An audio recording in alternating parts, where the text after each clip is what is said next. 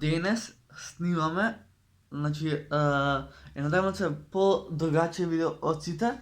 Денес ќе снимаме "Фати ми се за битот". Малце звучи како насловот у друга смисла или не е тоа што вие мислите.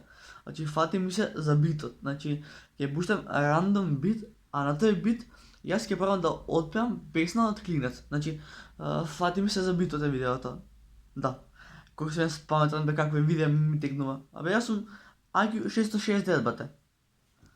Леле, "Фати ми се за битот", памтете. Насловот на видеото. Ево го битот. Гас.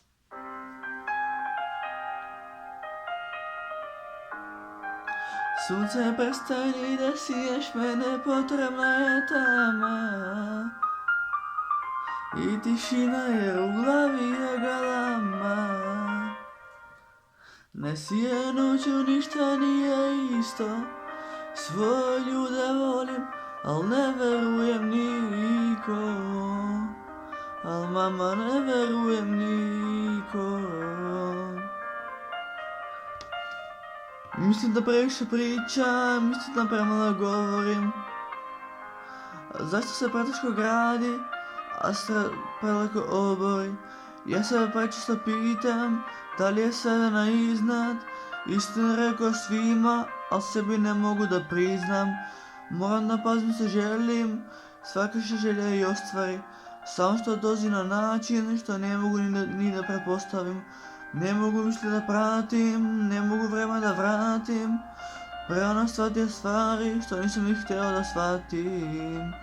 Sunce prestani da sijaš, mene potrebna je tama.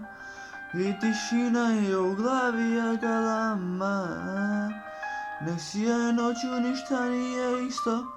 Svoje ljude volim, al ne verujem nikom. Al mama, ne verujem nikom.